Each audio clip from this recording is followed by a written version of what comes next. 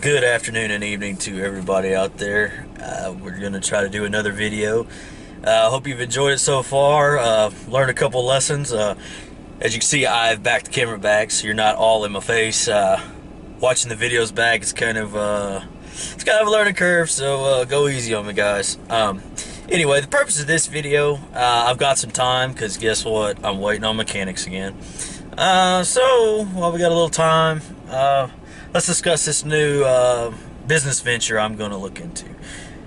One thing I've always enjoyed and enjoyed being a part of, I guess if you will, is cattle operation. Growing up on a small scale ranch, those are some of the best memories that you make with family, friends, stuff to talk about. It's the camaraderie, I guess, that I really enjoy. But with that said, there's a lot of people just out there doing it for a hobby. To say you've got cattle or you're a cowboy and all this fancy stuff, whatever, that's cool. But there's a lot of people saying there's not much money to be made, or you can't make money, or it's just a money pit, it's a tax write-off, and instantly for me, it's a challenge now at this point. So I'm just here to prove them wrong, I guess, or maybe I'm going to prove them right. But I'd like to take y'all along with me, and we'll discuss various expenses and whatnot as the project goes along. So basically that's the goal. Now let's talk. There's two types really of cattle raisers, I guess if you will.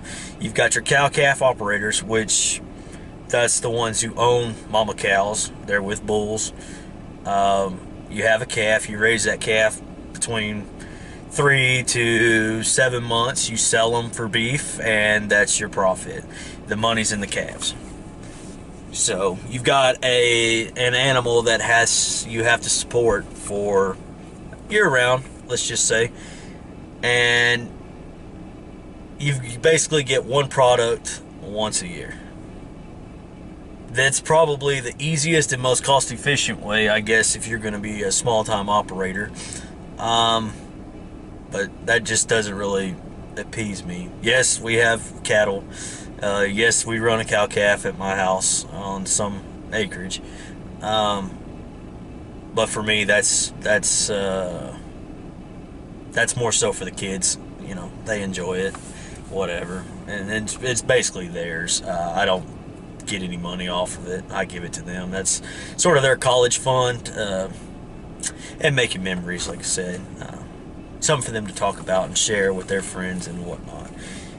My little project is going to be buying feeder calves. Feeder calves are calves that were recently weaned off mamas, but they're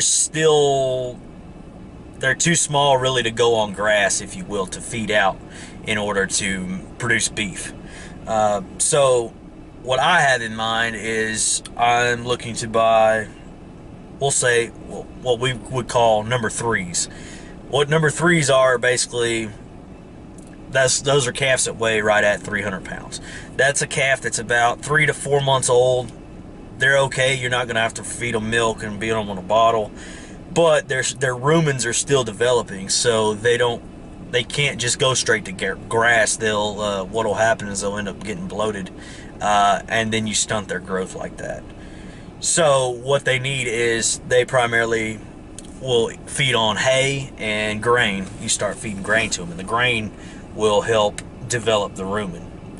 And when I say grain, don't take it as just corn or just soybean or cottonseed hull, yada, yada, yada. I'm talking just some good grower feed that's already been produced. And when I'm at the house, I will be able to show you that, what I'm going to feed, the cost of it, yada, yada, yada. But with that said, the good thing that I like is I have about 15 acres that I'm going to be able to use to raise these guys or girls. Probably won't do steers. We're probably going to do heifers. And we'll discuss that later as to why I that's probably the route I'm gonna go. But like I say, I have about 15 acres, so that's a small piece of property. Considering that one cow to run year round, you figure on about three acres of land where I am, and that's in a good year where you've got good rain. Yeah, you know, the ducks got to be in a row. It should be 1 to 5, and then probably you're gonna have to start supplementing hay earlier in the year because all your grass is depleted. With that, knowing that small calves don't particularly eat grass, they will, but if they have a choice, they're going to go to like a high protein hay, which I have a good source of, and at a relatively good price. So with that, I'm going to pick these guys up, or girls, as 3 weights. I'm going to raise them up to 5s, which should take me, 5 being 500 pounds. So that should take me probably 2 to 3 months.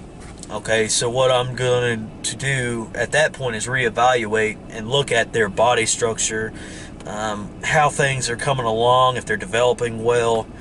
If they are, I'm going to use some different marketing techniques and tactics, I think, that I'd like to try.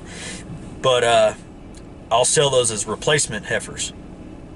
By replacement heifers, I mean they are eventually going to replace your older cattle to continue the cow-calf operation. Problem is, you know, if I buy them as 3s, you're looking at a calf that's 3 months old. The general ideal or recommended time, you'd say a calf needs to be about 15 months old before they're ready to breed. Everything's developed and whatnot. So if you wait 15 months to get them bred, then you've got to say, hopefully they take the first time. When I say take, I mean get bred. You're not going to have a calf till your calf is turning 2 years old. Okay, then you got to raise them another, say, 5 months. You're out. You won't be in the money with that investment for essentially 2 years, at least 3 years. That's where it's a hobby. If you've got the time and all that stuff, I mean, great, that's fine.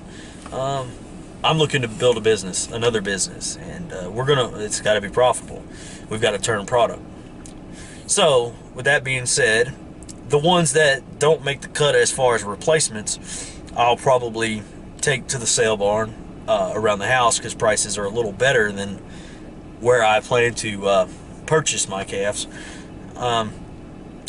and basically sell them by the pound for slaughter or for beef. So that's kind of the goal with this little operation and my plans. Stay tuned. I'm going to document what I can, and we're going to see if it's profitable